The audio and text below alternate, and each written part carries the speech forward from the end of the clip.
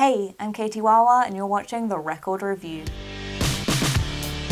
Today I'm going to be showing you the May edition of the Flying Vinyl subscription box. I've previously spoken about the service and why I think it's pretty awesome, so if you'd like to learn a bit more you can check out my December box video review, or I'll also put a few links in the description as well. Basically, Flying Vinyl is a UK-based monthly vinyl subscription box. So let's get straight to it and dig through the latest box.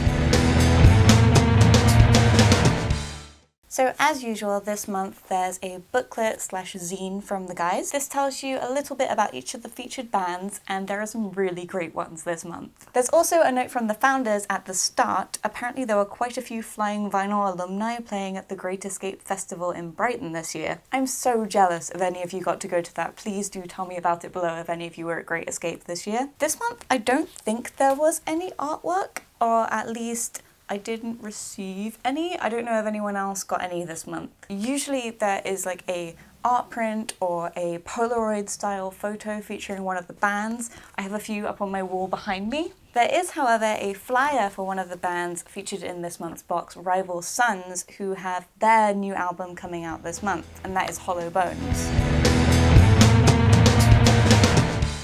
The first record is from Beach Baby. It's Limousine backed with Sleeperhead. Beach Baby have featured in Flying Vinyl before, but it was before I subscribed, so I unfortunately don't have that record. They've toured with some really great bands, including Spring King, who are one of my current favourites, if that gives you a bit of an idea about their type of music. In general, it's a very summery sound, a lot of jangly guitars, late 80s, early 90s style. Their name, Beach Baby, is also very fitting, although I feel like it refers to one of those very windswept, pebbly grey beaches that you get in England, as opposed to like a nice sunny sandy one. The A-side Limousine reminded me a lot of like a Strokes sound. Even the vocals were like slightly Julian Casablancas. And the B-side Sleeperhead is quite uplifting music and then like very dour lyrics, which is a juxtaposition that I always really enjoy hearing.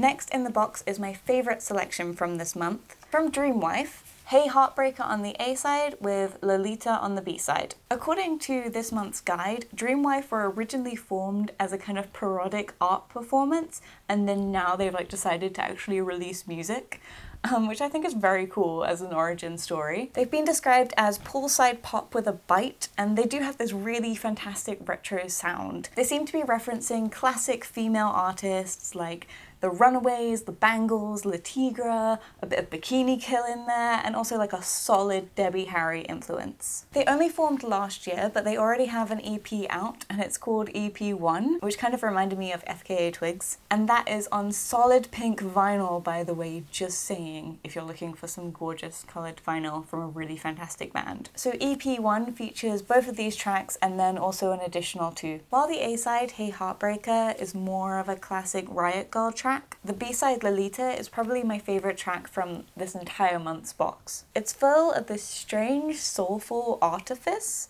which is like barely concealing this like primal power and pain.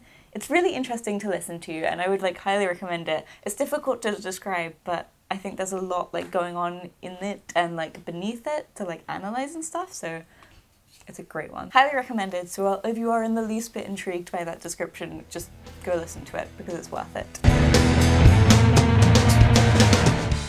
The third single this month is from Pom Honey. This is a double A-side record featuring You Stole My Blackout and Bones. I really enjoyed this chilled, psychedelic, pop rock hybrid music that they're doing, and Bones in particular reminded me of an early Primal Scream. It's got that same mix of like 60s psychedelia and indie sensibilities, and it also has those funky riffs mixed with laid-back vocals. You Stole My Blackout reminded me of the Zombies' classic Time of the Season, sort of updated for this post-Britpop era. You can actually download You Stole My Blackout, but apart from through Flying Vinyl, I'm not sure of another way that you can like get your ears on Bones.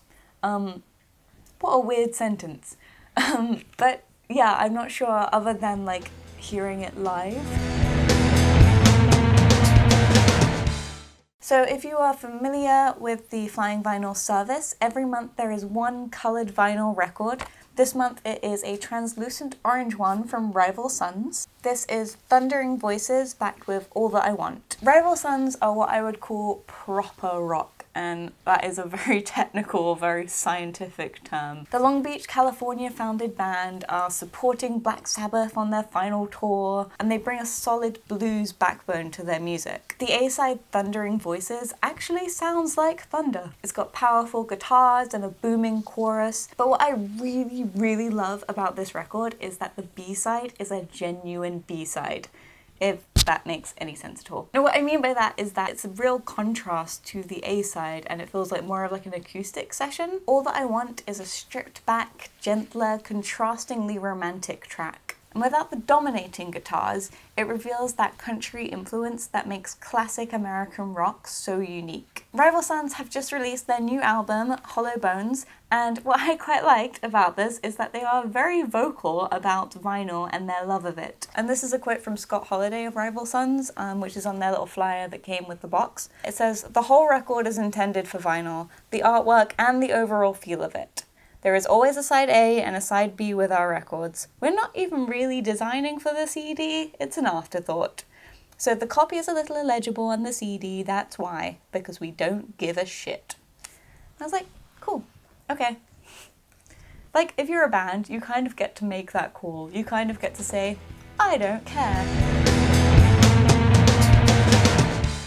The final record is from Dutch band Klangstof, with Hostage on the A-side and We Are Your Receiver on the B-side. Hostage is gorgeously chilled synth rock. It's deliberately minimal and it just feels like this wave of calm passing through you. The guys at Flying Vinyl have compared them to Sigur Rós and also OK Computer era Radiohead, which I can definitely hear in Hostage. B-side We Are Your Receiver has more of an indie rock sound, and it did remind me of some work by Bombay Bicycle Club, like their third album, A Different Kind of Fix, that kind of experiment between electronic and indie folk. Clanks Off have actually only released 3 songs so far, but apparently Zane Lowe is already a fan, so I'd love to know more about these guys. They have a video for the song Hostage on their YouTube channel, which is just really intriguing and makes me think that they're going to have a lot of cool stuff like in the future, so that's pretty exciting. I also love the way that they've been described in the Flying Vinyl booklet this month. Not much is known about Klangstof, but it's clear that wherever they are, they're working on something quite special. So mysterious.